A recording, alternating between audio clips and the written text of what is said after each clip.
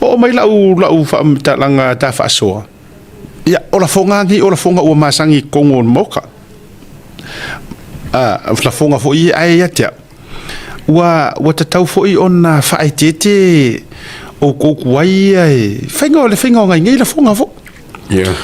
Le tau o so mai lava le sui kai le kuanga I le van kau mai lang kala ya rufi ke ro mu kai. Kwa fiu ti lo ko I paso au le wadi e fia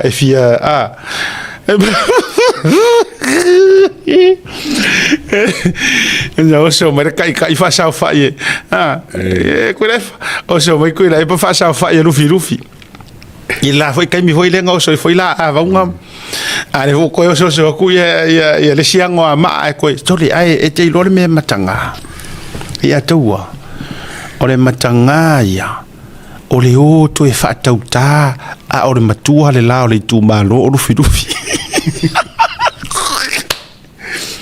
ia dai ku lo va se o le me ko fa ye le si fai pule a kua wala ngo a kua uma fa solo ku le ngwa ma se o le me fa ye le si fai pule se ku lo wa ka koko lango o ye maluai ia io le kausinga rufi malaro nga fu ama io se malu umar ko puipuinga ya le foi la io e fai fo por que o faia lena ale foi ai so mai foi e matanga ia le fatula utala makanga kele ai mafu mai le loto le la o so ia o so kaka e ka ko de me le anga yo le loko kulowa se va kula ula analysis le taua this is my opinion le anga kele le loko me kongwa le anga ngau ko ele foi le kanga kare sa sui fonga fekala mo yeah le nga ifia ya ilonga fa mawalunga le lo lava ma la audio le ke fa ko la audio mari to va fa ku malo nganga e monga manganga I fo monga mana tua lai fa mangaku ke mi fo ie o ve vela va nga fo ko ama sunga la audio mari to e fa mangaku ku al la audio mari to ka ku nga ele mala ese o ka o re uso nganga e monga o nganga I fo monga le ai oso ai runga fa ma walunga o ke u mercado mar mo au le so nga fa penga ele kala ngo fa penga ele so nga fa penga ngi upu fa ese e kaua ia foko sa mo pe fa ka ke kala ngo ngi ele fa penga se kama e fa isanga puipuinga o sanga fenga pe ka ku kala ngo e vango ngofo le nga o kaua mar fo farm ka ku nga le ya to a foko sa mo ia la ve yo I sa fok ola la ka u apa mai lava ia la auler ma de ko nga kaimi ile ma e ka malo o ele mara ese kasi ro ka alunga kasi ayo so kwa fa mai ya ma fela ngai uyai o fe ngai uyai I uleanga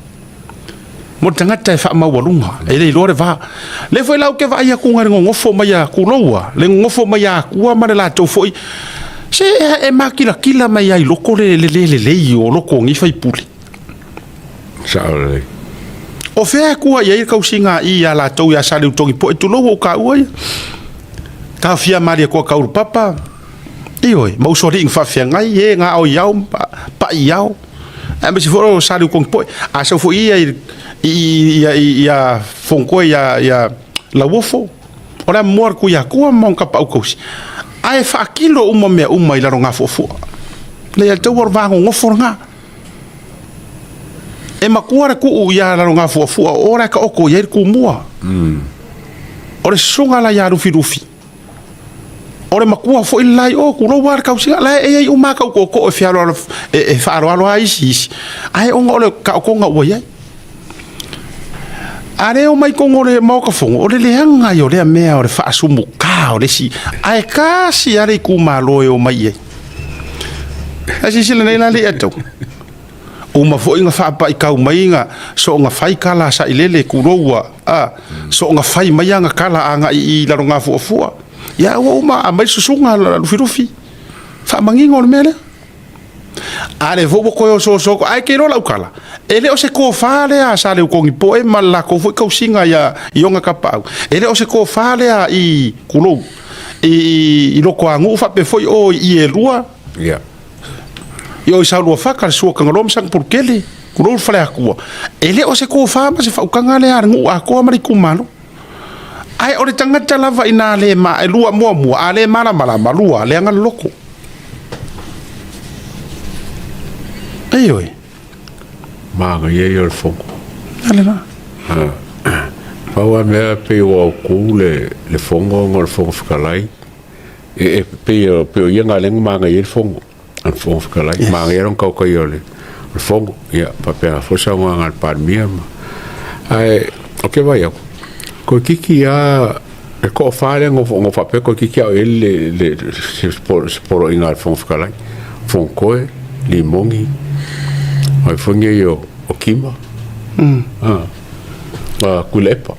O ko fanga ko pape ko kiki ai sisi o la wa ngai fa savari fa fole. E funge fon fkara.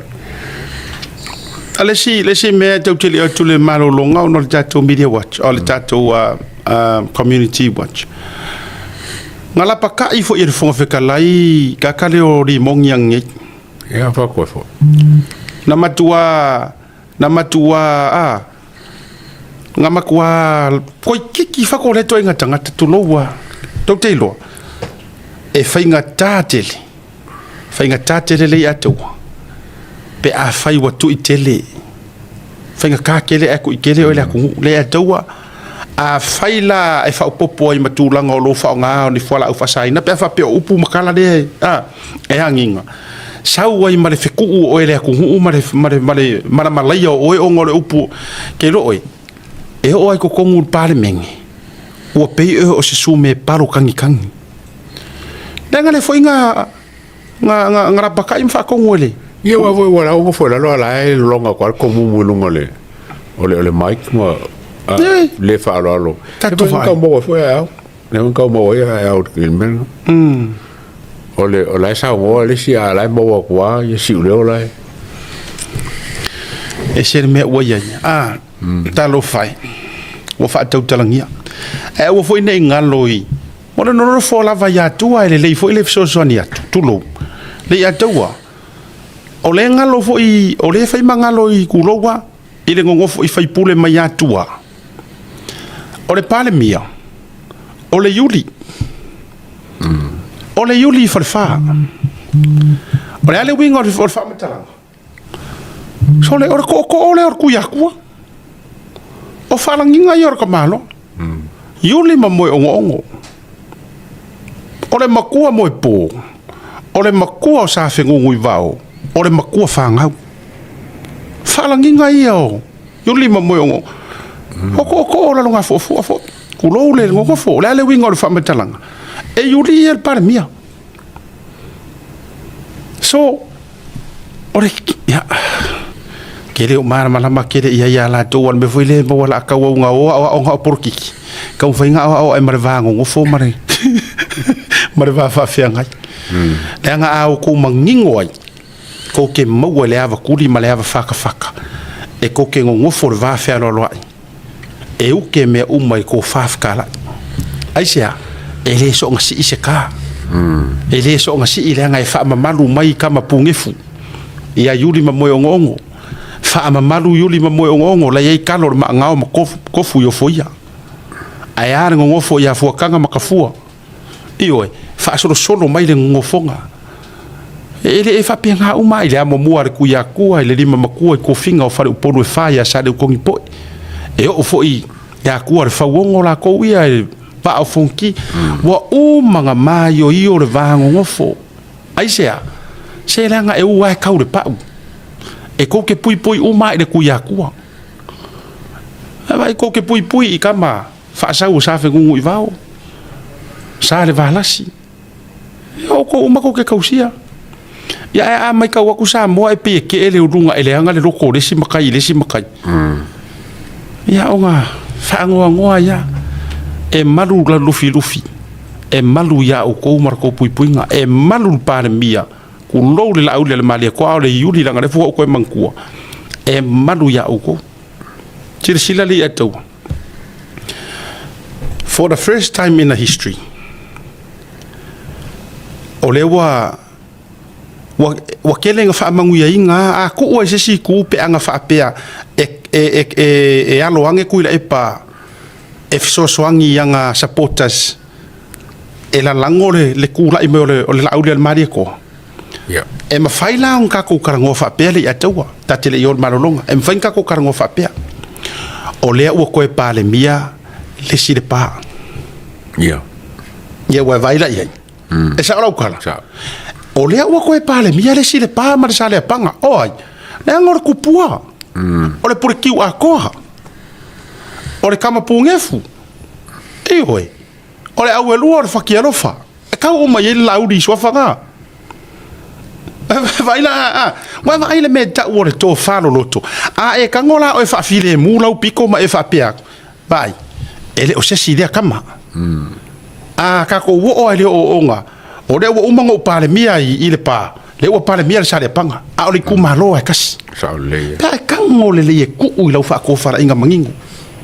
Ni oi. Le anga e le o sesi. O le kupua. Kuloua. Sofa kupua lenga whai le sofa ole. O le laudi. A le mali e toa. A o fo ila inga karangoa. Kako uo i whare la kai. O le ele i akau. O se kaimi mua le au ke le iloa. Pa o se taimi mua le nei. Ua tupu ai se mea whaapea. Pa le mea se whale la kai. A o le maa lor whale la kai. Vai kako ie. Se o le mere ka ora ko whawhe ka lai. E reo se me e me ongo mika. Anga wa o se whale la kai. Makua i aua ku ule leanga o le roko. Ai me mika. Ai sea. Le anga e mongi a o le ua kiu mai sala whai le fionga le lipa mia. A ora kama kau mangava maka ngofo. Paka. Ora kua maunga mu au sala. Ai sea. E anga ore o langa ako. Ore o langa o whala ka in whawhai le lea. Sa kama mika ai ma. Whai ai. A mai tātou i. Ai lau tilo ma lau mai tau. O i tū malo mua nei le nifo tuli manu le la auli le maria ko. Kuloa. O ke ofo. Wa avea ngei poro kiki. Ma mea ua kafi e sea ai le ko whale lei. Na or songa la auli le maria toa. Tau e le malolonga. E fui maongo. Mai salangi moro fesula kulonga kwangi mpiko vau ainga. E yuli i whalefa. E lupe makasila angae whaasavaru i whale la kai. Wha moe kauloa mai i fo i ia i whale makahauku lako ngā ngai mau. So leo le asiaka i whale koi. Le a kaua.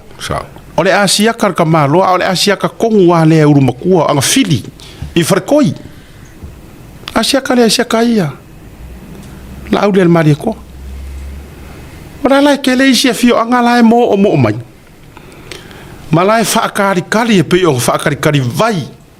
Le ngu o a opo, whaakari i langi se vai. Ma se ila ko whaapea ifo. Kua ia nga whaama vai la auri masasinga. I longa sua whala aude el maria ko. Ai se ia fio maia.